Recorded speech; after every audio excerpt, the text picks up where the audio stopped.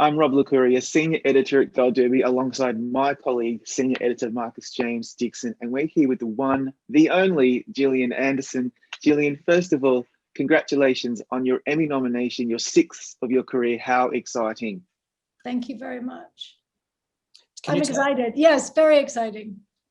Can you tell us a little of how you learned about the nomination? Here in LA, we wake up early, we watch the live stream, and then we go. The supporting categories are actually online, so you have to go find them. Well, I was in London. Was I in London? I wasn't, no. I can't remember where I was, but wherever I was relying on my team to let me know if I'd been nominated or not, because that's usually, I go, I'm not paying any attention. It doesn't matter. I'm not paying any attention. And then either you get ding, ding, ding, ding, ding, ding, ding, ding on your phone, or you just get a couple sporadic ones where you go, okay, that's fine. I don't mind. I don't mind that I haven't been nominated. And I only got one. I got a direct call from one of my agents who told me that, who said that he had not seen my name up there and had gone looking for it in a panic. And he was the first one to call me. So he told me that we were safe. That would have been horrifying, given, everyone's been talking about this performance and you got all these nominations, and then to not be included would have been, I think there would have been a riot. But anyway. It wouldn't have been the first time. So true. I have learned in my old age to just let it go. Doesn't matter. Yeah, it doesn't matter. It's not exactly right. That's a very, very good attitude. So I wanted to talk about this performance, obviously.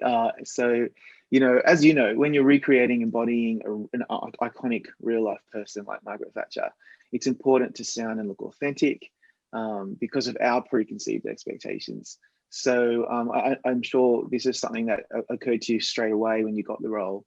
What are the challenges of walking the tightrope between mimicry, parody, and also embodying this actual essence of this real person that we all seem to know? Yeah, it's, well, one of the first things that I found very helpful is to kind of leave all of my preconceptions or all of my assumed preconceptions based on other people's apparent perceptions at the door, and kind of start from scratch, because I actually didn't know all that much about her. I knew practically nothing about her childhood or her parents or their religion or, much of anything really that counted. And so, doing that, making a decision to do that, starting from the beginning, and just learning about this other human being from the standpoint of her being a human being, as opposed to going backwards, learning about her as Prime Minister, it kind of takes a bit of the pressure off, because you feel like you're learning about a three-dimensional person. And so that's kind of, I guess, how I started, with just, reading and listening and watching and doing as much of all that as I could.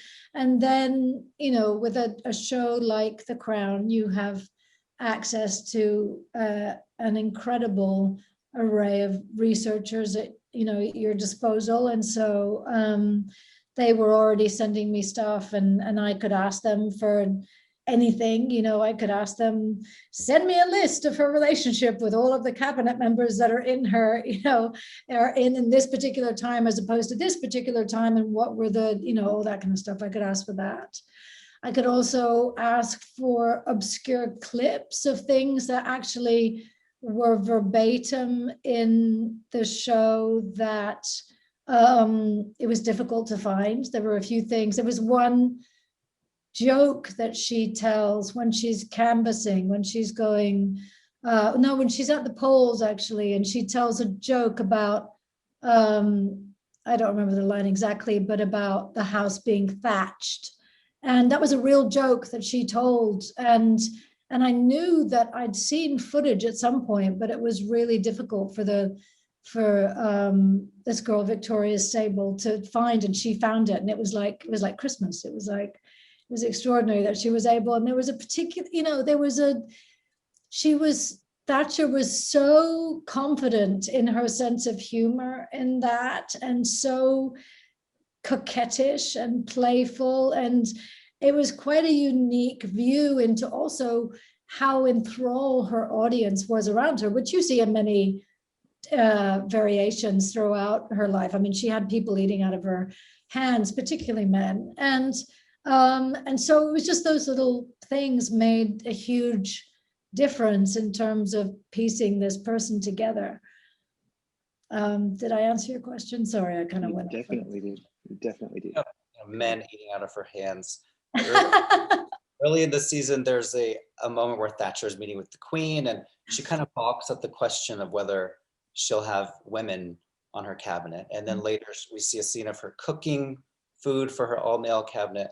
What were your thoughts on how the Crown explored the PM's relationship with feminism? Well, I mean, she was very vocal about the fact that she wasn't a feminist, and that she felt very strongly to believe in what would be considered the antithesis of feminist ideas. She made no efforts whatsoever to help women up the ladder, or to, in fact, even in her cabinets over the 11 years she was in power, she only inserted one woman cabinet member in that entire time. And so, I think she had quite a complicated relationship with other powerful women. She knew the effect that she had on men, and I think she felt that she was unique, and that because of her unique background and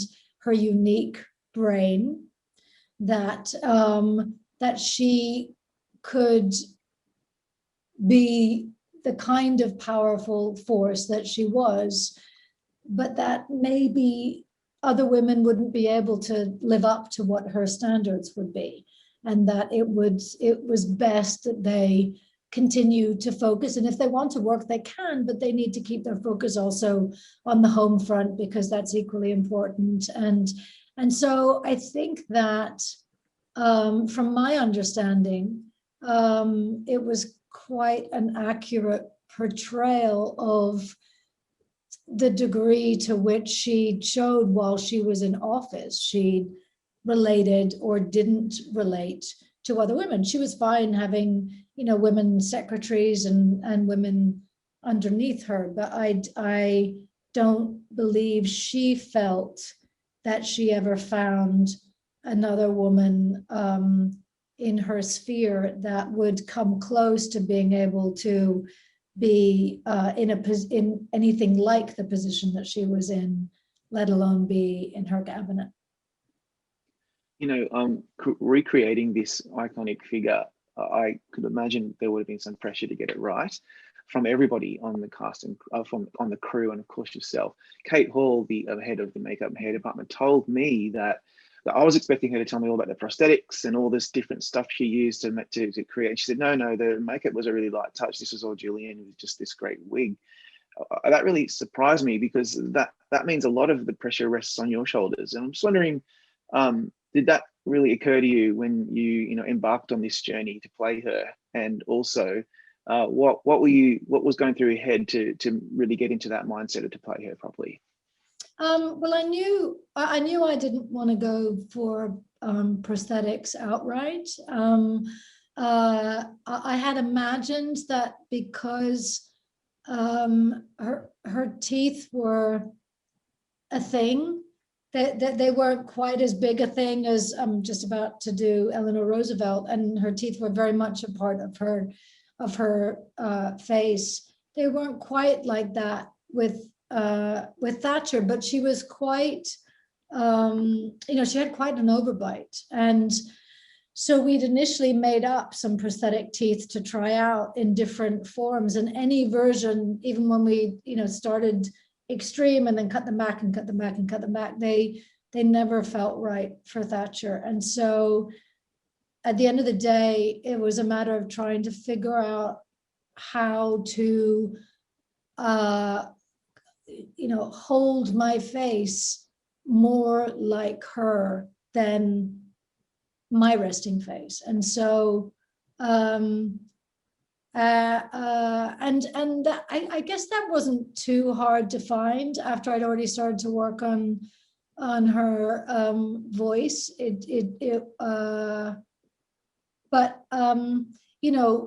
It's not just, I mean, I've said this before, which is that you can have the wig and you can have the clothes and you can have the movement and you can have all of that, but if the voice is wrong, you're kind of screwed.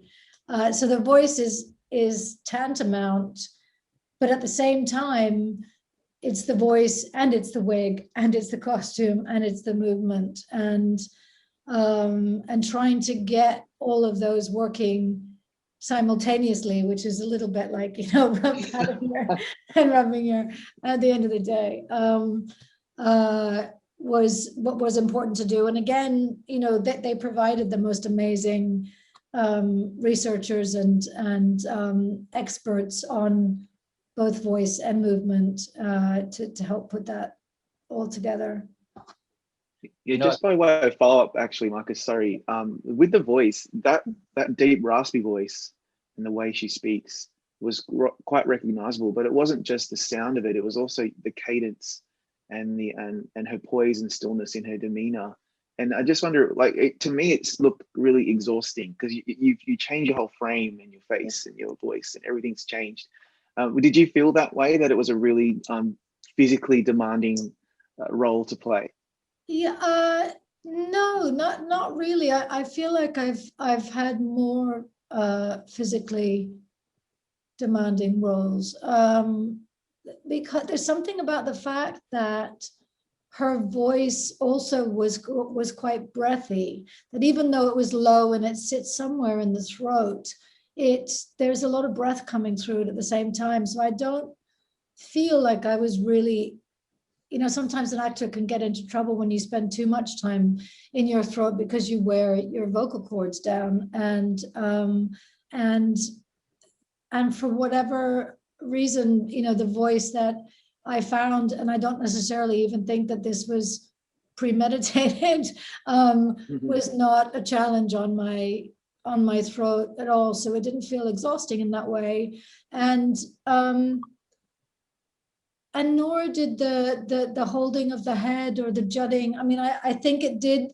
I was doing some ADR recently on sex education, and I knew while I was filming sex education that there were times when I thought, hang on a second, I think I just heard Thatcher in there, because we were shooting that quite soon. Well, that was later in the year, but somehow she was still, it was the last character that I'd played. But then when I was watching some of I was doing ADR, there were a couple of scenes where I thought, she's still in there. She's in there somewhere.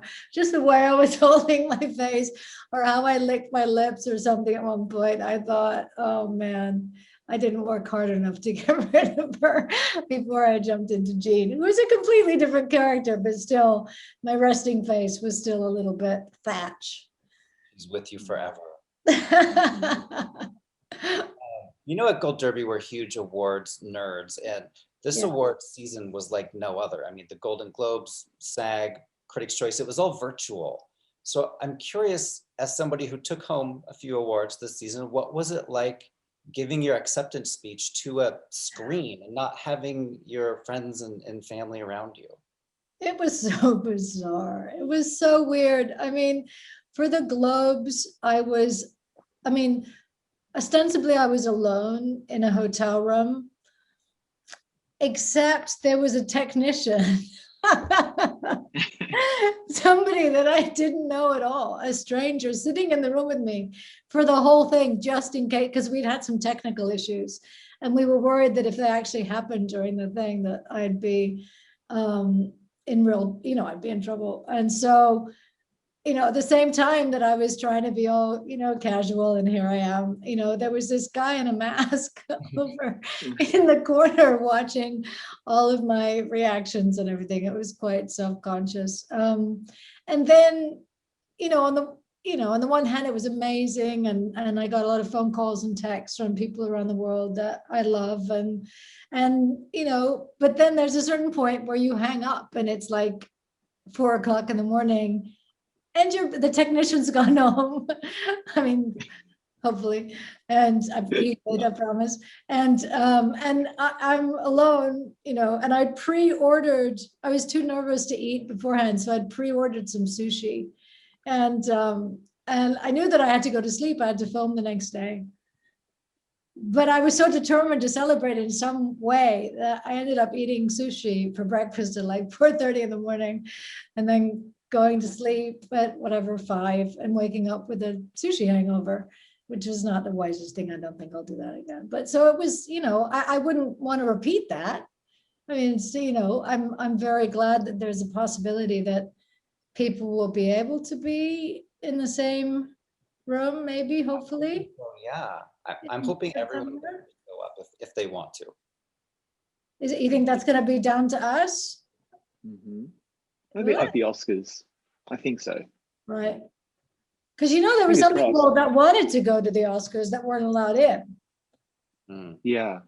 So I don't know, like things are getting worse again. But I mean, if it's all okay and possible, will you get some time off your current job and go over to LA? Will that be a possibility? I'm going to be done in Atlanta by then, so I will be free to jump on a plane and celebrate. I'll celebrate for all of them at one time. How about that? Whether I win or not, I'm going to just celebrate. I love that. I think that's a great idea. Every actor chooses an episode or has an episode chosen for them. Your episode for the Emmys is favorites. Was there a reason why you thought that was one of your highlights of the season? Oh gosh.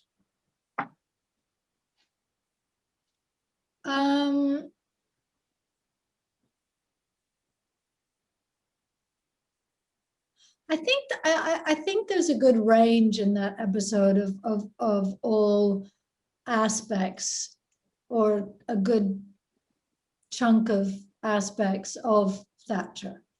I think it shows her in many different situations, and it shows her also, I mean, not that, this is a must for award season, although some people would say that it is, but in dramas to have tears. But just even seeing that Thatcher might shed a tear at all is quite shocking. I think for a lot of people, seeing her vulnerable is new information. And she really was, during that period of time when her son was missing, she could not do it. She could not run the country. Other people were running the country. And that, if you know anything about her, that that was her favorite thing to do. And she thought she was the best person for the job. And she would have continued to do it for another 2 decades after she left office. So, that says a lot about her state of mind during that period of time, that she just couldn't make any decisions. And so I think that episode just feels like it has a good range of her. It sees her, it sees her as a mom, it sees her emotional, it sees her running a country, it sees her yelling at people. So good. That's one of the highlights. Gillian, my final question for you is, 24 years ago, you won the Emmy for The X-Files. You dedicated that to your family. You gave a really funny speech where you said, your brother and sister, they're so normal with the celebrity thing. You wanted to shake them and say, don't you know who I am? Oh, did I say that? So good. Yes. If you win again, if you're lucky enough for the crown, who will you dedicate it to this time? Well, I'll tell you something. I learned my lesson after, what happened was, because I think even at that time there was, as you said, there was a slew of awards. I was very lucky. I won the Globe and the SAG and the Emmy that year. And I suddenly realized that there were all these people that I hadn't, who were important to me that I hadn't thanked. And so I came up with a wise idea of thanking, my family and the gardener and whoever it was, whatever. I think I thanked everybody else in my life. And then, next day I was slightly reprimanded for not mentioning David or Chris or my agents or whatever. And so I was told that I should take out an ad in one of the trades to thank them in apology for not having, today I probably would say, shut up, like, get over yourself. Like, are you kidding me? I've already thanked you 1,001 times, and it's my family's time. Back then I was like, okay, oh my gosh, I'm so sorry. But, but of course, the flip side of that is, regardless of all that, I was still, I owed even being cast as Scully to Chris Carter. That was such a big deal that he, fought for me to be cast, and I couldn't do it without David. So they were right at the same time. But so this time I'll make sure to thank everybody I've ever met, like I think I did during the Globes, just to cover all the bases and do it really, really quickly so that I don't get kicked off the stage. Yeah, I think you can't go wrong. Just every single person you've ever encountered, and it's covered. You've come such a long way, Gillian. We've been so fortunate to watch your career over the last few decades, actually, which is crazy. I feel like the X-Files was just yesterday. Maybe you don't feel that way, but I certainly do. Yeah, and we want to thank you so much for your time today, and congratulations on a really wonderful performance as Margaret Thatcher. Thank you very much, guys. I appreciate it, and thanks for your support.